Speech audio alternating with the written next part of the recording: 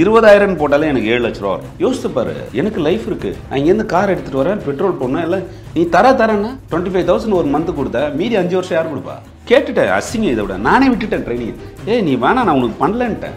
இல்லை மாஸ்டர் என்ன நடுவில் விட்டு போறே, எப்பா என்ன விட்டுரு, நான் பண்ணல. பேர் சொல்ல முடியாத நிலைமை, என்ன பண்ணுறது?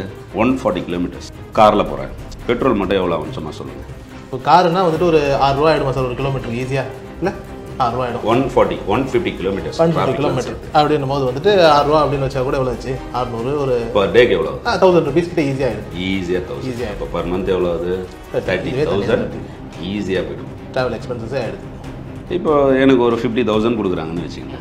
50,000 கொடுக்குறாங்க, இல்லை 70,000 கொடுக்குறாங்க. ஆனால் இதை வந்து நான் ஏன் சொல்கிறேன்னா, நான் காசுக்கு ஆசைப்பட்டு போகல, பேர் போகுது எனக்கு. ஆக்சுவலி நீங்கள் கேட்ட கொஸ்டினால நான் பேசுகிறேன். இது வரையிலே நான் சொன்னதே கிடையாது, யார்கிட்டையும் நான் ஷேர் பண்ணதும் கிடையாது.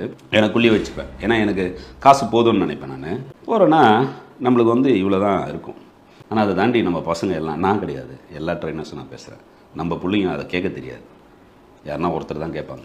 அதுதான் சார் நான், ஏன்னா நம்மளால கேட்டே பழக்கம் இல்லை. மற்ற எல்லாருமே ஒரு டிமாண்ட் வைக்கிறாங்க, நமக்கு கேட்கவே வராது, கொடுக்கறத வாங்கி பெரும்பாலும். நான்லாம் ஃப்ரீயாகவே பண்ணியிருக்கேன் ஒரு செலிபிரிட்டி. அந்த செலிபிரிட்டி பேரை சொல்லக்கூடாது, அவர் பார்த்துன்னு இருப்பார், அவருக்கு தெரியும். மிகப்பெரிய செலிபிரிட்டி இன்றைக்கி அவர், ஓகேங்களா?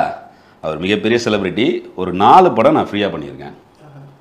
காசு கேட்டு எனக்கு காசே தரல, பட் எனக்கு பேர் வந்துச்சுன்னு விட்டேன்.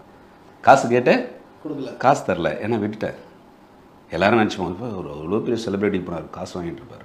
ப்ராமிஸ், என் ஃபிட்னஸ் கரியர் மேலே ப்ராமிஸ் பண்ணி சொல்கிறேன். காசே வாங்கலை. பூரா பெட்ரோல் இங்கேருந்து பார்க்காயாத்து போய் ட்ரெயின் பண்ணுவேன். காசே வாங்கலப்பா. காசு கேட்டேன், குறைஞ்சபட்சம் 20,000 போட்டாலே எனக்கு 7 லட்ச ரூபா வரணும். காசே தரல. பேர் சொல்ல முடியாத நிலைமை, என்ன பண்ணுறது? பேர் எனக்கு அப்படியே கேட்டுட்டேன், அசிங்க இதை விட நானே விட்டுட்டேன் ட்ரைனிங். நீ வேணா, நான் உனக்கு பண்ணலன்ட்டேன். இல்லை மாஸ்டர் என்ன நடுவில் விட்டு போறே, எப்பா என்ன விட்டுரு, நான் பண்ணல. யோசித்து பாரு, எனக்கு லைஃப் இருக்குது. நான் இங்கேருந்து கார் எடுத்துகிட்டு வரேன், பெட்ரோல் போடணும், இல்லை நீ தரேன்னா 25,000 ஒரு மந்த் கொடுத்த, மீதி 5 வருஷம் யார் கொடுப்பா?